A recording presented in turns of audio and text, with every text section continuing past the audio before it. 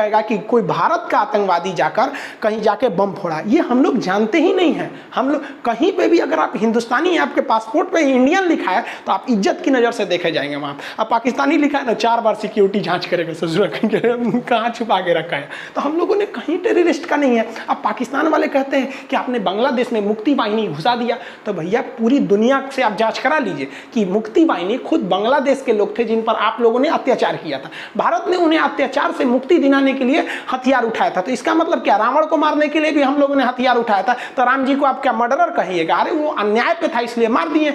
न्याय और अन्याय में भी फर्क न होना चाहिए। WHO पूरी दुनिया जब पोलियो से ग्रस्त रहती है, आपको पता है दुनिया का 90% पोलियो का ड्रॉप भारत से जाता है। UNO कहता है कि हम पोलियो मुक्त करेंगे, मलेरिया मुक्त करेंगे, कहाँ से दवाइयाँ ले जाता है? रे भारत से।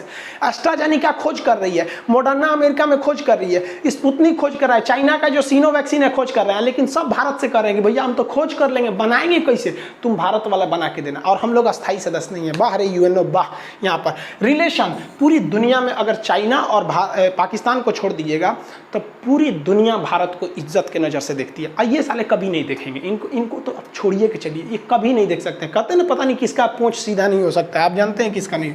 तो पूरी दुनिया में हमारा रिलेशन भी अच्छा है। तो इस आधार पर हम कह सकते हैं कि हम एक पूर्ण हकदार हैं कि हमें UNO का सदस्य परमानेंट सीट मिलनी चाहिए, और परमानेंट सीट मिलने के एवज में हमारे पास वीटो पावर होना चाहिए ताकि वर्ल्ड की डिसीजन लेने में हम मदद कर सकें। क्योंकि जब अमेरिका इराक पर हमला करने जा रहा था और हमारे पास वीटो रहता तो हम लोग शर्तीय वीटो कर देते, क्योंकि उससे हमें 2 चीज़ का लाभ हुआ, लॉस हुआ था। हमारे लगभग 2.5 लाख लोग काम करते थे इराक में, उनकी नौकरी चली गई, और हमें एक सस्ता पेट्रोल मिलता था, वो भी चला गया। आज रहता तो हमें मिल जाता ना। अब हमें मिला क्यों नहीं, इसका विरोध क्यों हो रहा है, इसके भी कुछ कारण समझ जाते हैं। अगर आप मेंस एग्जाम लिखिएगा तो दोनों लिखना पड़े, तो हमें क्यों नहीं मिला आज तक UNO तो परमानेंट सीट। तो देखिए UNO ने एक नियम बनाया था, NPT न्यूक्लियर नॉन प्रोफिलरेशन ट्रीटी, नाभिकीय अप्रसार संधि। ये इसका एक अलग वीडियो बना के समझा देंगे, अभी नॉर्मली समझिए। इसमें कहा गया था कि आप परमाणु हथियार को नहीं रख सकते हैं। 1968 के बाद आप परमाणु हथियार नहीं रख सकते हैं। समझ आ गया कि नहीं आ गया? उससे पहले है तो आप रख लीजिए। ये इंप्लीमेंट हुआ था 1970 में, तो 70 समझ के चलिए, लेकिन आ गया था 68 में। अब भारत इसका सदस्य अगर बन जाता है तो हमें तो परमाणु हथियार रखने का अधिकार ही नहीं है। अब UNO दुनिया कहती है, स्पेशली चाइना कहता है कि आप जब NPT पर साइने नहीं किए हैं तो UNO का नियम आप खुद नहीं मानते हैं, तो आपको हम सदस्य बनाए क्यों? हद है भैया।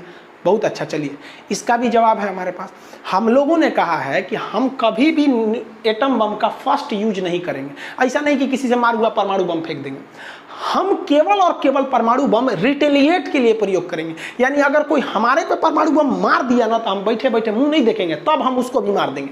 इसका मतलब जो देश परमाणु संपन्न नहीं है, जैसे श्रीलंका, बांग्लादेश, इनसे अगर हम, नेपाल, अभी ये ओली साहब, इनको भी बता देते हैं, तो अगर इनके बीच युद्ध होता है तो हम कभी भी परमाणु बम प्रयोग नहीं करेंगे, क्योंकि उनके पास, नेपाल के पास खुद परमाणु बम नहीं है। वो जब मारेगा नहीं तो हम रिटेलिएट कैसे करेंगे? रिटेलिएट